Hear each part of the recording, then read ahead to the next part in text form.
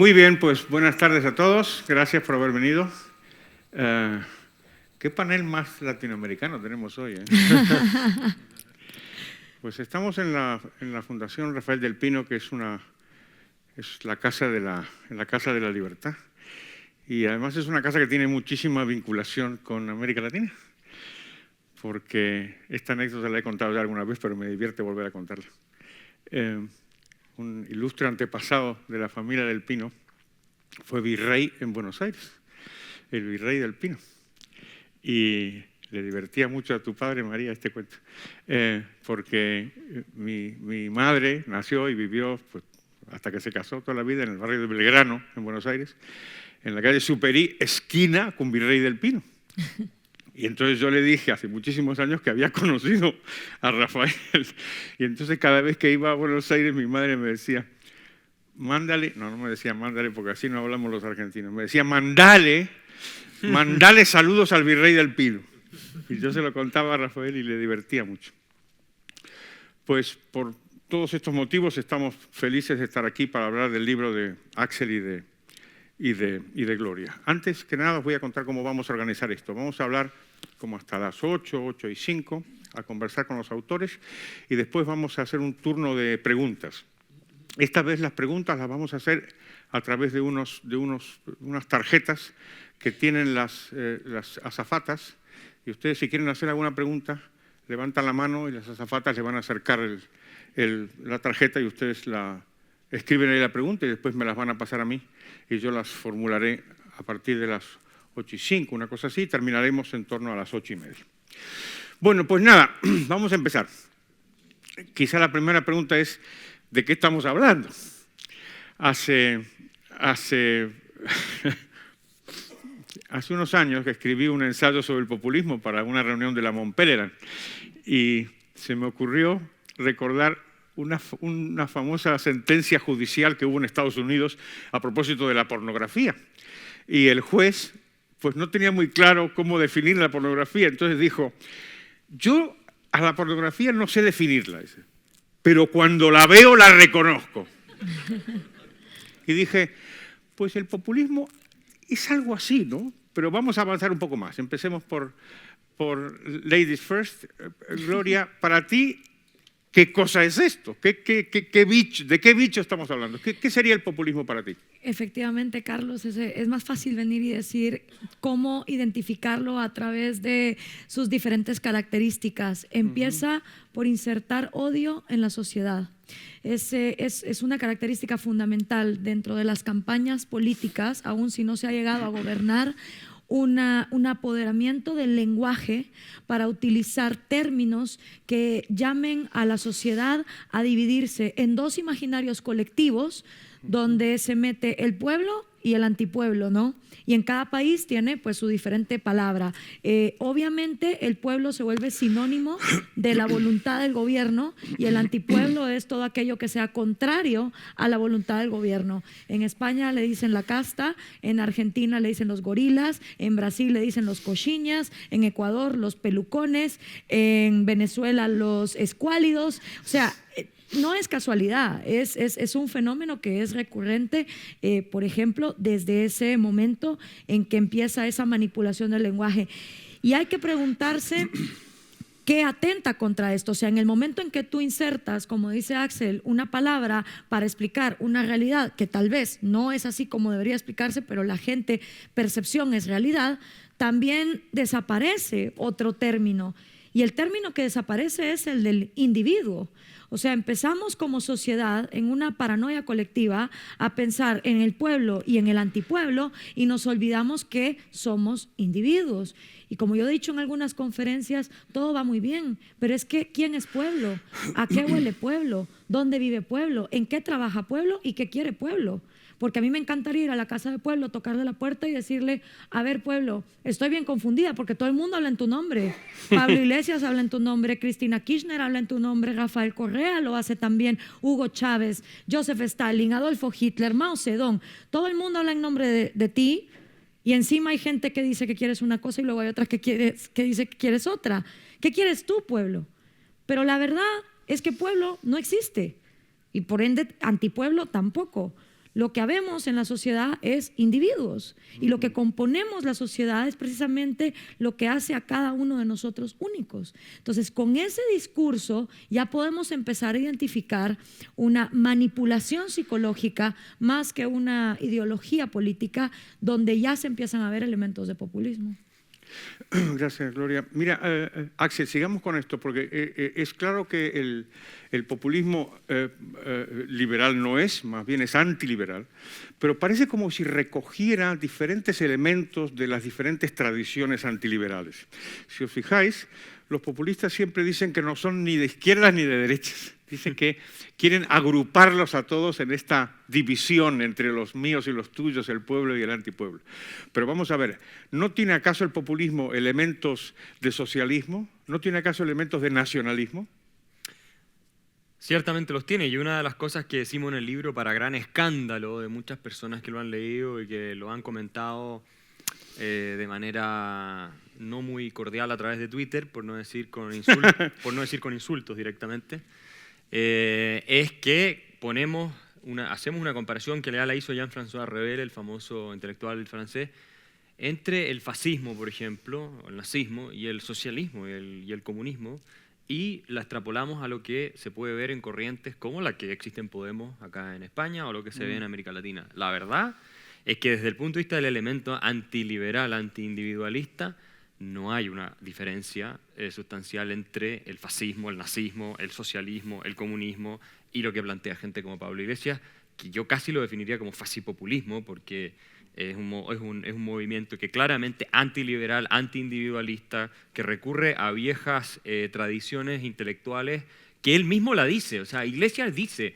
yo soy heredero de la Revolución Francesa, de la tradición de Robespierre. Tiene un libro donde lo declara. O sea, ¿qué más? A confesión de parte, relevo de prueba. O sea, la tradición de Robespierre terminó en una masacre y en una dictadura espantosa. Y él admira eso, digamos, y lo dice con todas sus letras. Entonces, obviamente, yo pienso en este tipo de fenómenos populistas más radicales, como el socialismo del siglo XXI, se ven claros elementos intelectuales. Y una de las cosas que hacemos en el segundo capítulo del libro es analizar los intelectuales que jugaron un rol en parir toda esta patraña, yo diría, que es el socialismo del siglo XXI. O sea, desde la Marta Harnecker, pasando por Monedero, que acá es muy conocido en España, hasta Wood en Inglaterra, en fin, el Ramonet, que les ha ayudado a difundir esto y a defenderlo de manera descarada. En fin, entonces hay una serie de intelectuales que nosotros vamos analizando y analizamos además lo que dicen, ¿no? Y cuando uno analiza lo que dice Monedero en sus libros, ¿no?, de consejos económicos, no es una sorpresa que Venezuela esté en el estado de catástrofe humanitaria que está hoy día. Y a mí lo que me sorprende es que haya gente en España dispuesta a apoyar ese tipo de movimientos, inspirado con ese tipo de ideas. Y en ese sentido, Carlos, yo creo que si hubiera que definir cómo es la pornografía populista, me gustó tu comparación.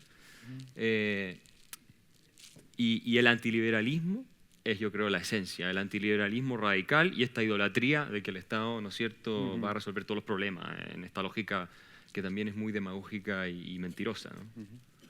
Es curioso esto le llaman el socialismo del siglo XXI, se parece bastante al socialismo de toda la vida, ¿no? Quiero decir, sí, no, los presos políticos, no hay comida en los supermercados, todo suena como muy familiar.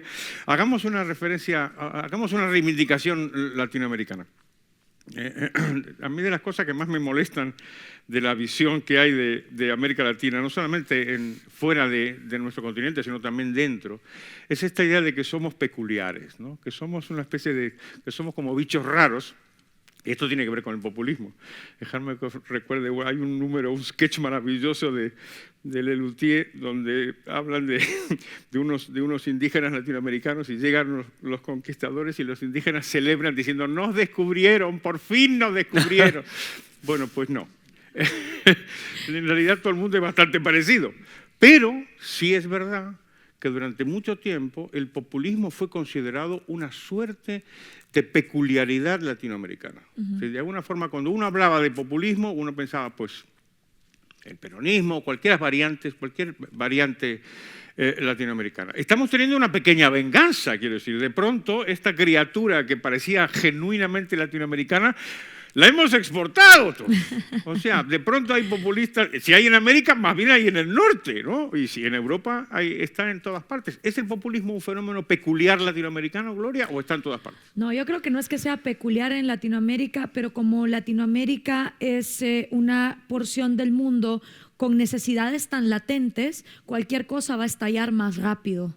Y yo creo que lo que está pasando, por ejemplo, con Grecia, con Syriza, aquí en España con Podemos, es el producto y el resultado de seguir viendo al socialismo, es decir, a esta idea de que el gobierno, desde la inteligencia de un burócrata sentado en un escritorio, va a poder controlar la economía de manera más eficiente que el orden espontáneo de cada quien, pues responde también a una... O sea, yo no te diría que el populismo que está surgiendo en Grecia y en España es el virus, digamos, que se trasladó de América Latina, sino que aquí también ya había potencialidad para que surgiera eso debido al descontento que dan políticas socialistas y que encima cuando se dan esas políticas socialistas, los populistas son tan hábiles que dicen... La culpa es del capitalismo y del libre mercado. O sea, ¿a cuánta gente uno le pregunta por qué pasó la crisis del 2008 y le contestan a uno que eso fue culpa del libre mercado? Entonces, en Latinoamérica lo que pasa es que como nuestras necesidades son más latentes y nuestros conflictos son más inmediatos, la implementación de ese socialismo que arranca con el Foro de Sao Paulo en un diseño que era necesario para una América Latina que primero... Al caer el muro de Berlín y pasar de dictaduras militares a gobiernos civiles, se vuelve un poco como ilógico que haya guerrillas marxistas, que ahora ya no van a tener el financiamiento de la Unión Soviética, para tratar de llegar al poder, porque ahora pues ya pueden formar un partido comunista, tirarse en elecciones y quedar. Y precisamente al verse en esa alternativa, la izquierda latinoamericana, partidos comunistas, miembros de exguerrillas marxistas, se juntan en Sao Paulo, Brasil, y celebran en 1990 el primer foro de Sao Paulo, haciendo una agenda delimitada del mismo socialismo de toda la vida, con los mismos implementos, lucha de clases, manifiesto comunista de Marx, la idolatría, lo que estaba pasando en Cuba, pero ahora lo vamos a traer al siglo XXI. ¿Y qué implica eso? Que vamos a tener que ganar votos a través de la manipulación psicológica y mediática. Entonces, ¿qué pasa? Tienes poblaciones que han sido despojadas de educación, de una adecuada nutrición, que han estado marginadas de un sistema económico, pues digamos, más global. Y obviamente en América Latina el efecto va a ser más rápido, pero yo creo que inevitablemente si Europa, sobre todo Europa occidental, continuaban alabando al socialismo, eventualmente también iban a caer en populismo. Vamos a intentar orientar la discusión del diagnóstico a las soluciones, o al menos a ver qué tipo de defectos puede tener esta fuerza. Que es una fuerza importante, no cabe ninguna duda, que si hay un partido populista que surge en España hace muy poco tiempo, como sabéis, se presenta a las elecciones y saca 5 millones de votos. Si dentro de poco es posible que tenga un poder incluso mayor que el que ya tiene. Pero saca votos. Es decir, parece que el populismo juega claramente a la democracia. Entonces, mi pregunta sería, ¿esto que es una fortaleza no es también una debilidad? Mira, el tema de la democracia como instrumento para realizar el proyecto socialista es la novedad del socialismo del siglo XXI. No es la revolución armada como se planteaba en la Guerra Fría, y eso lo dice el vicepresidente Linera de Bolivia claramente, el camino para instaurar el orden socialista, sino que es las urnas democráticas. En ese contexto, y esto es muy interesante, la Marta Harnecker, por ejemplo, dice que Salvador Allende, que fue el primer presidente marxista elegido democráticamente en la historia, en Chile, cuya coalición de gobierno se llamaba Unidad Popular, interesantemente, fue el primer socialista del siglo XXI. A mí no me cabe duda de que esa coalición, en el nombre que usan hoy día, está inspirado en parte en lo que ocurrió en Chile en esa época. Entonces, la novedad es que utilizan la instrumental democrático. Y ahora vamos a lo que es relevante, me parece a mí, desde el punto de vista de la evolución social, que es el tema de la hegemonía cultural y las ideas, la batalla de las ideas que a Hayek y a toda esta gente le importaba tanto. Y lo que decía Gloria, que finalmente tienes un clima de opinión cultural, hegemónico, en favor, incluso antes de que surja Podemos, en España, en América Latina, controlado por intelectuales que son básicamente socialistas y cuyas ideas han permeado culturalmente estas sociedades A tal punto que cuando tú planteas ciertas posturas que son más o menos liberales, eres casi que haber cometido una herejía de la peor naturaleza, y los insultos no solo te llegan a ti, le llegan a tu hermana, a tu mamá, a todos. ¿No?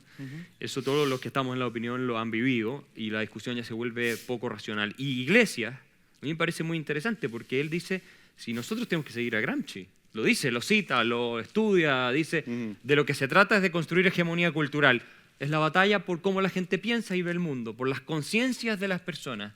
Y cuando uno ve los teóricos del socialismo del siglo XXI, detrás de Chávez, todos citan a Gramsci, nosotros lo tenemos en el libro, y todos dicen hay que construir esto también a partir de una legitimidad a nivel popular en el imaginario colectivo, porque en democracia ya, sin los fusiles de Mao, cito textual a Pablo Iglesias, sin los fusiles de Mao, lo que tienes que hacer es crear la legitimidad a través del mundo de la cultura y de la batalla de las ideas. Y creo que lo que hemos abandonado, o sea, hemos sido derrotados absolutamente, ni hablar de las derechas políticas, es del mundo intelectual, del mundo de las ideas.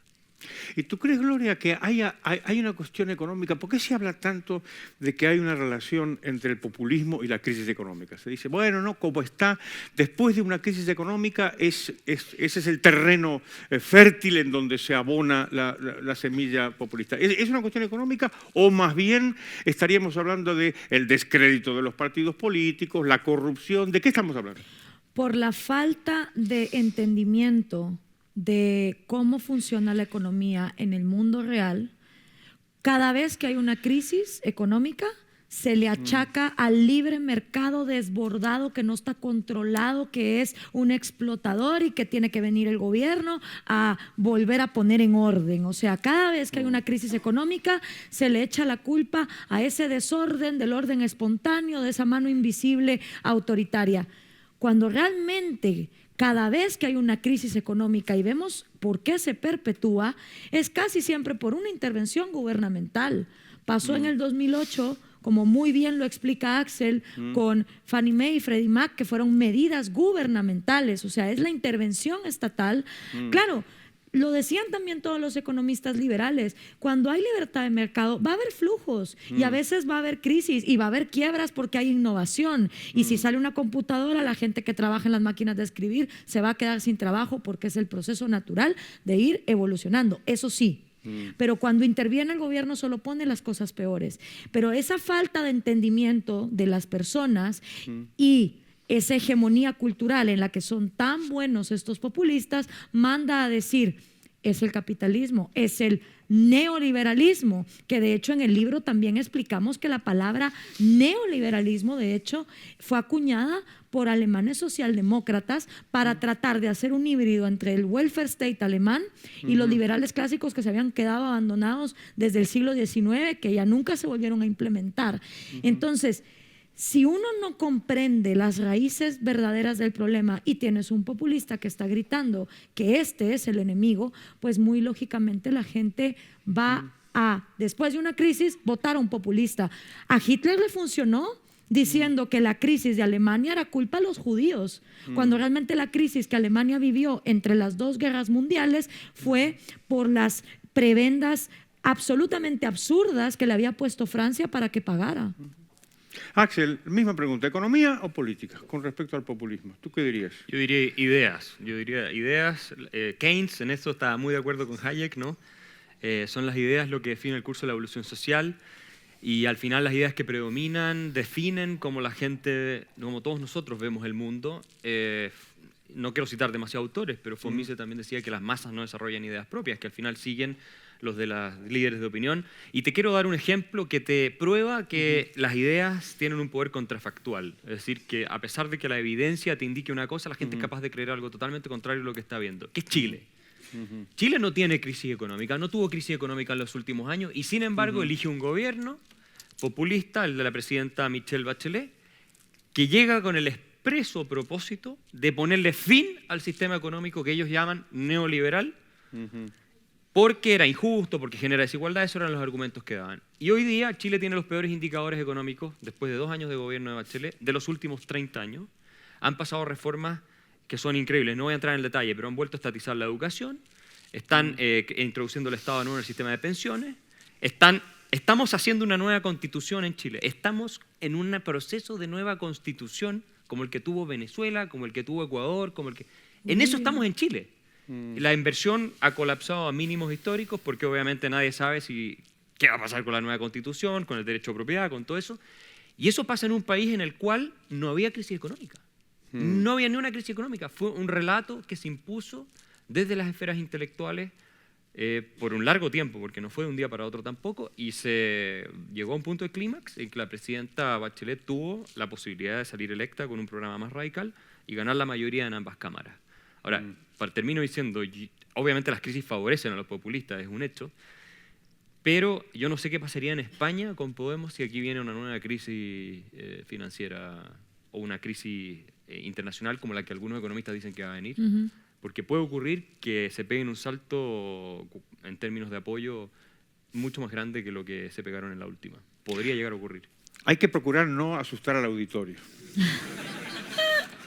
Entre otras cosas... No, asústense. Sobre todo no asustarlo antes de las 8:30, que es cuando vamos a terminar. Pero, sí, lo de Bachelet, lo cuento en el prólogo.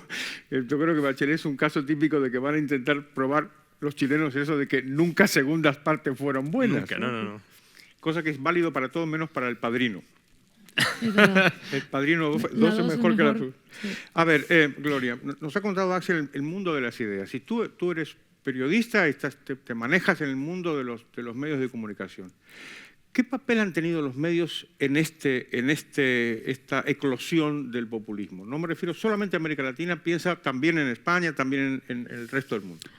A ver, depende del país, porque hay lugares donde los medios de comunicación simplemente pertenecen al gobierno, como la Nicaragua de Daniel Ortega, o el Ecuador de Rafael Correa, o la Venezuela de Hugo Chávez y Nicolás Maduro, o en Argentina, que el único grupo que quedaba medio independiente era Clarín, y entonces cuando eres independiente te mandan a la Agencia Tributaria de Impuestos o te empiezan a levantar escándalos. Pero, a ver, en los países donde los medios tradicionales están copados por los mismos gobiernos, pues el papel es nulo, porque lo único que hacen es contribuir a más propaganda y lo único que les queda son las redes sociales, el internet, etcétera. Ahora, pero eso lo manejan muy bien, ¿eh?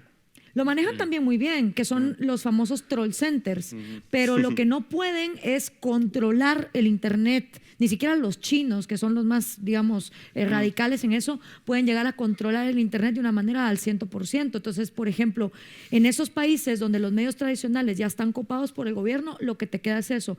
Pero tampoco es que todos estemos en esa línea tan digamos, crítica. Guatemala tiene todavía medios independientes que pueden gozar de libertad de expresión. Más ahí lo que pasa es la autocensura, pues que los mismos periodistas no quieren hablar de ciertos temas. En mi caso personal, que obviamente pues es el que mejor conozco, yo me he dado cuenta que para que la gente no vote a líderes como el trabajo que hay que hacer es mucho más profundo y es un trabajo psicológico que va más allá de solo hablar de política y de economía y de cuestiones de este tipo. Yo empecé en una radio juvenil donde todos mis compañeros hablaban de chismes de artistas, nadie hablaba de nada sustancioso y yo empecé hablándole a los jóvenes guatemaltecos diciéndoles: olvídate de que el gobierno te quiere educar, porque el gobierno está interesado en mantenerte ignorante, punto, y se acabó. Entonces, si el gobierno te quiere mantener ignorante y tú aceptas eso, tienes de dos opciones: cruzar los dedos y esperar que ocurra un milagro y que de la nada haya un burócrata sentado en el escritorio que cambie todas las cosas, o te pones a educarte tú. Y si te quieres poner a educar tú, aquí hay becas para que te vayas a estudiar a Australia, a la China, a México, a donde sea. Y empecé con un proyecto de empoderamiento educacional a tirar el mensaje de tu vida dependes tú. Pero no solo se trata de eso. Estás hablando de poblaciones latinoamericanas donde hay violencia intrafamiliar, hay alcoholismo, hay machismo, hay clasismo y hay racismo. Entonces, con todos esos sismos mentales que el latinoamericano tiene para tener prejuicios del otro que tiene enfrente, el caldo del populista es todavía más fácil de tomarse. Tienes que hacer un trabajo psicológico, de autoestima, de neurociencia, para entonces poder entrar a la parte política y económica, que al fin y al cabo es solo una consecuencia de todas esas áreas que no se han trabajado. Pero fíjate, Axel, hemos hablado bastante de la cuestión de las ideas y lo que la gente piensa y cómo puede ser engañada con mensajes así facilones. A veces se establece una ecuación que yo creo que es muy simplista y es asociar el populismo a una suerte de carencias educativas, ¿no? Como si hubiera alguna relación entre las diversas variantes del socialismo y la poca capacidad educativa de la gente. Esto es una falacia, que la Alemania de los años 30 no era un país particularmente inculto. Y que te voy a hablar de Chile, que es el país más culto de América. Mira que me duele un argentino decir esto. Mira que me molesta, ¿no? Es la pura verdad, ¿no? Y sin embargo, tú mismo nos has contado... Un momento de gran satisfacción para mí. Ya me imaginaba, ya empezamos con esta gente. No, en serio te lo digo. O sea que esta explicación es demasiado sencilla. Hay que buscarle la vuelta. No puede ser por eso. No es que a los chilenos les falta formación, digamos, de tal manera que compran ese mensaje porque les falta. No es por eso, ¿no? No, yo pienso que puede jugar un rol, a niveles... realmente miserables, porque, a ver, si comparamos, por ejemplo, Guatemala con Chile, nosotros estamos a otro nivel de desarrollo. Realmente es distinto. Nosotros no tenemos desnutrición, eso no existe en Chile, la verdad. Sí, es la verdad. Pero Albert Einstein era socialista y se declaraba partidario del socialismo. ¿no? Creía que era el mejor sistema. Y nadie podrá dudar de la inteligencia de Einstein, ¿verdad? Ni de la educación que él tenía. Pero con todo lo brillante que el tipo era para entender las leyes de la física, no era capaz de entender las leyes de la economía. De cómo funcionaban los órdenes espontáneos generando riqueza. O por lo menos no mostró ser muy dispuesto a entenderla. Y eso lo que te habla es que no es un tema de educación formal universitaria. De hecho, yo tendría a pensar incluso en la gente más educada, muchas veces, sobre todo los intelectuales, tienden más bien a ser socialistas y no liberales. Entonces, hay varias explicaciones. Robert Nozick tiene explicaciones, Hayek tiene artículos sobre el tema y eso. Pero no es el caso que la falta de educación es la mala educación. Steven Pinker, que es un profesor de Harvard, que es experto en psicología evolutiva, y nosotros lo citamos, él dice, bueno, como el cerebro humano funciona sobre todo en base o sobre la base del sistema más emocional, la forma de ir compensando el atractivo de discursos facilistas que apelan a lo emocional es, entre otras cosas, con educación económica. Pero la educación económica no keynesiana, la austríaca. ¿no? La buena. La buena, por supuesto. Pero lo dice él, entonces, y Daniel Kahneman, que es otro, que fue premio Nobel de Economía, pero es psicólogo y profesor en Princeton, tiene un libro muy interesante donde habla de los dos sistemas, el sistema 1 y el sistema 2. ¿no? El sistema 1 es el emocional, es rápido, cómo funciona nuestro cerebro. El sistema 2 es un sistema racional. Si yo les digo 4×4, el sistema 1 los dice al tiro, ¿no?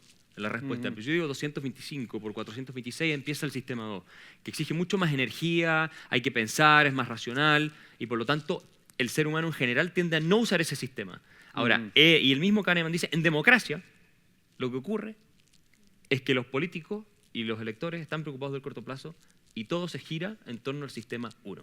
Entonces, el populismo tiene, en general, una de ganar frente al razonamiento de lo que se ve y no se ve en materia económica. Y por eso dice también que la educación en materia de economía y en ese tipo de cosas, la buena educación, quiero decir, puede neutralizar hasta cierto punto el atractivo de discursos facilistas. Pero yo estoy de acuerdo en el sentido de que ningún país está vacunado contra el populismo, por culto que sea. Alemania, se hablaba de que era la Atenas, ¿no es cierto?, del siglo XX, y mira lo que terminó habiendo tenido más premios Nobel que Inglaterra y Estados Unidos juntos en la década del 30. Entonces... En el último libro que escribió Hayek, La fatal arrogancia, pone dos ejemplos que a mí me gustan muchísimo. Uno es el que cuenta Axel de Einstein. Einstein, ese no. Iba a decir Rajoy, no voy a decir nada. Einstein dijo, quiero que la producción sea para el uso y no para el intercambio. Claro. Hay que ser bobo, ¿no? Imaginaros que mañana pasara eso. Imaginemos que mañana, de pronto, mágicamente, nadie intercambia nada. Pues la mayor parte moriríamos, ¿no? Colapsa. No tendríamos tiempo de ajustarnos a la época primitiva. Bueno, y el otro es Aristóteles, claro. Que a Aristóteles le parecía que la esclavitud estaba bien, pero que el comercio era degradante. A ver, Gloria, esto del populismo, por intentar buscarle algún defecto, algo a lo que los amigos de la libertad nos podamos aferrar, ¿no? tiene un mensaje que es muy atractivo el populismo, que en el fondo es un viejo mensaje socialista, es que te promete el paraíso a cambio del sacrificio de una minoría.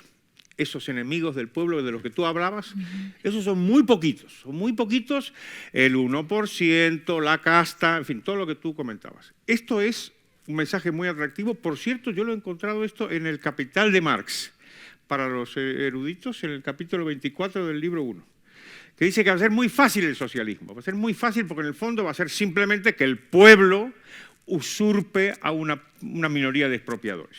O sea que ese mensaje es atractivo. Ahora bien, también es verdad que te lo promete, el populismo te promete cosas a corto plazo. En la medida en que no cumpla, ahí tú tienes un arma, tienes una defensa, digamos, si lo que estás buscando es enseñarle a la gente el desastre, pues los mismos populistas te dan la prueba. Es verdad que para eso tienen que gobernar, que es mal asunto, ¿no? Sería mejor tenerlo antes, pero en fin, en todo caso, esa experiencia, ¿tú no crees que puede resultar eficaz a la hora de contrarrestar el mensaje populista? Decimos, usted promete esto y no lo consigue.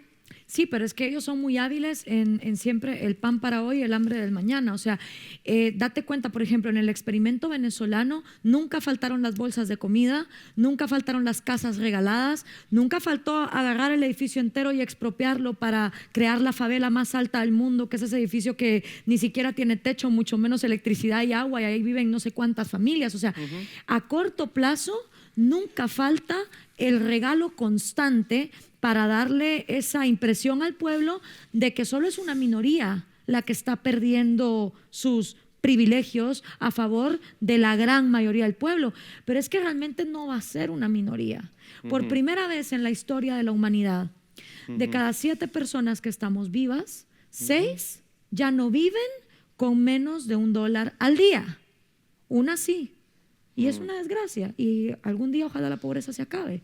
Pero nunca antes en la historia de la humanidad, de cada 7 personas vivas, había 6 que ya no vivían con menos de $1 al día. Lo que pasa es que se nos olvida la historia de la que venimos, se nos olvida cómo vivíamos hace 200 años, y los millennials los menos, porque asumen que aquí siempre hubo internet, siempre hubo electricidad, inodoros, naves espaciales. O sea, no son capaces de concebir que había un mundo antes de ellos. Y aquí viene la peor de todas las incongruencias populistas, porque te dicen, te voy a sacar de pobre.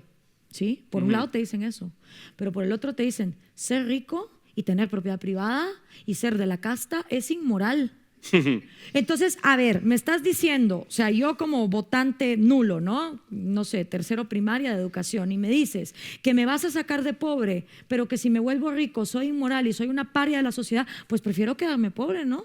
O sea, o me vuelvo rico para ser malo. Desde ahí está la incongruencia populista, y la gente aplaude como foca de todas maneras. Es una incongruencia, perdón. No había escuchado esto nunca, aplaudí como foca, está bien eso. Sí. Es una incongruencia que se ve en Marx también, ¿no? Porque en Marx prometió que iban a fluir, ¿no es cierto?, las riquezas, los manantiales colectivos en la sociedad comunista. Y si esa es la promesa del marxismo, la abundancia para todos, en realidad el capitalismo es mucho más el camino. Y Hayek en Camino de Servidumbre cita a Max Eastman, y como él dice, en realidad el capitalismo parece que es lo que realiza el ideal socialista de la mejor manera. Entonces es una cosa que, si tendieran economía la habrían visto antes.